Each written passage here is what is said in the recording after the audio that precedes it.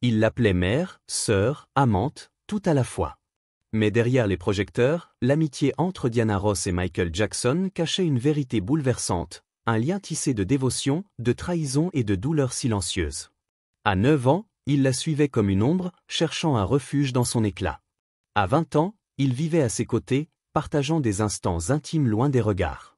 Mais quand il a confessé son amour au monde entier, elle a choisi le silence. Scandales, rumeurs, chansons codées, leur histoire est un tourbillon de passion, de perte et de résilience face à un amour impossible. Pourquoi Diana Ross a-t-elle attendu 2025 pour révéler ce qu'elle n'avait jamais osé dire? Avant de plonger dans ce récit poignant, likez, abonnez-vous et partagez cette vidéo pour découvrir d'autres histoires inspirantes qui explorent la force humaine face aux tempêtes du cœur. Rejoignez-nous pour dévoiler le mystère d'une relation qui a marqué l'histoire de la musique. En 1969, Michael Jackson n'a que 9 ans lorsqu'il rencontre Diana Ross, une superstar de Motown au sommet de sa gloire. À peine signé avec les Jackson 5, le jeune garçon timide de Gary, Indiana, est ébloui par cette diva glamour, proche de Berry Gordy, le patron du label. Officiellement, c'est Gordy qui découvre le groupe, mais Michael préfère une autre version, Diana les a trouvés. Motown exploite ce récit, titrant leur premier album Diana Ross présente les Jackson 5 pour capitaliser sur sa renommée.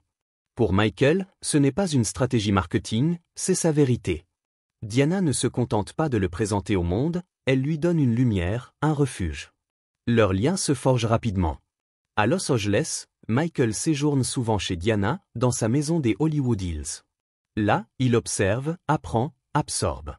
Diana n'est pas qu'une mentor, elle est un modèle vivant. Il étudie ses moindres gestes, sa façon de répéter, de répondre aux interviews, de captiver une foule.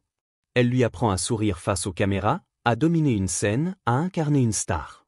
En 1971, Michael fait ses débuts solo à la télévision dans l'émission spéciale Diana de Ross, chantant Got to Be There avec une assurance stupéfiante pour son âge. En coulisses, Diana le guide avec douceur, sculptant son talent. Elle le décrit comme un fils, un frère, un être qu'elle veut inspirer. Mais pour Michael, c'est plus. Son admiration frôle l'obsession, une dévotion qu'il garde en silence. En 1978, leur lien prend une nouvelle dimension avec The Wiz, un film réimaginant le magicien d'Oz. Michael, 20 ans, joue l'épouvantail. Diana, 34 ans, incarne Dorothy. Pour Michael, c'est plus qu'un rôle, c'est une chance de se rapprocher de celle qu'il idolâtre. Pendant le tournage à New York, ils partagent un appartement, loin des managers et des caméras. Cette intimité surprend l'équipe. Ils arrivent ensemble, dînent côte à côte, discutent tard dans la nuit. Diana l'appelle « bébé ». Michael, habituellement timide, semble apaisé à ses côtés. Les murmures commencent. Maquilleurs, techniciens, assistants spéculent sur une relation plus profonde. Mais rien n'est ostentatoire. Leur lien est privé, sacré, indéfinissable. Dans ces moments, Michael partage des démos de son futur album Off the Wall. Diana écoute, conseille, affine ses paroles. Ces instants ne sont pas des réunions professionnelles, ce sont des confessions, des fragments de vulnérabilité. Michael lui fait confiance, non seulement pour son talent, mais pour son cœur. Ses proches notent un changement, il est plus introspectif, plus serein en privé, même s'il sourit moins face à la presse. Diana reste muette face aux rumeurs, protégeant ce lien fragile. Aucun scandale n'éclate, aucun tabloïd ne capture leur intimité. Leur silence est leur bouclier. En 1982, Michael, désormais au sommet avec Thriller, lâche une bombe dans une interview pour Ebony. À la question « Qui est votre femme idéale ?», il répond sans hésiter « Diana Ross. Je l'aime ». À 24 ans, il déclare qu'il l'épouserait si c'était possible. Diana, 38 ans, mère et 2 fois divorcée, ne commente pas.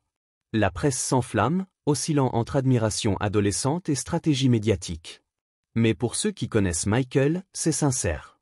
Sa discrétion légendaire rend cette confession d'autant plus lourde. Son frère Jermaine confie plus tard que Michael la considérait comme sa petite amie, jaloux lorsqu'elle apparaissait avec d'autres hommes. En 1985, tout bascule. Diana annonce ses fiançailles avec Arne Næss Jr. Un magnate norvégien. Leur mariage en Suisse, intime, exclut Michael. Il ne vient pas, n'envoie rien, et avoue avec une douleur brute « J'étais jaloux. J'ai toujours aimé Diana, et je l'aimerai toujours. » Il se replie, annule des interviews, s'isole. Le monde voit une superstar, en privé, c'est un homme brisé par un amour non partagé. Il ne parlera plus jamais d'amour en public, ni de Diana comme amie ou collègue. Mais son silence hurle sa douleur. La musique comme cri du cœur. En 1987, Dirty Diana sort, et le choix du prénom intrigue. Enregistrée le jour du mariage de Diana, la chanson brûle de tension, évoquant une femme séductrice. Germaine y voit une douleur contenue, non une attaque, mais un écho de sa perte. En 1991, Roman B. The Time change de ton. Douce, nostalgique, elle est un hommage à un amour impossible. Le clip, où Michael tente de séduire une reine intouchable, reflète son cœur. Les paroles, te souviens-tu, sont une question sans réponse, un murmure à Diana. La musique devient son refuge, le seul endroit où il peut exprimer cet amour interdit. En 2002, Michael met à jour son testament. Si sa mère ne peut s'occuper de ses enfants, il désigne Diana Ross comme tutrice légale, un choix qui surprend. Ni sa femme, ni ses proches, mais Diana, celle qui n'a jamais trahi ses secrets. Après sa mort en 2009, Diana publie une déclaration « Je n'arrête pas de pleurer. Mon cœur souffre ». Elle n'assiste pas aux funérailles, mais son nom dans le testament parle pour elle. Des employés de Neverland révèlent un détail. Une pièce privée, la salle Diana, abritait des photos d'elle, un sanctuaire pour un amour inachevé. La vérité révélée en 2025. En 2025, à 81 ans, Diana Ross brise enfin son silence. Lors d'une conversation familiale, elle confie « Michael m'aimait d'une façon qu'on ne peut nommer ». À la question « L'as-tu aimé en retour ?», elle répond avec douceur « J'avais une immense tendresse pour lui, mais pas comme il m'aimait ». Elle avoue avoir gardé ses distances pour ne pas le blesser, consciente du poids de cet amour. Leur histoire, ni romance ni conte de fées, était un lien indéfinissable, toujours présent, jamais pleinement reconnu. Pensez-vous que Michael Jackson aimait vraiment Diana Ross, ou était-ce plus complexe? Partagez vos réflexions en commentaire. Likez, abonnez-vous et partagez pour plus d'histoires vraies. Cliquez sur la prochaine vidéo pour continuer ce voyage.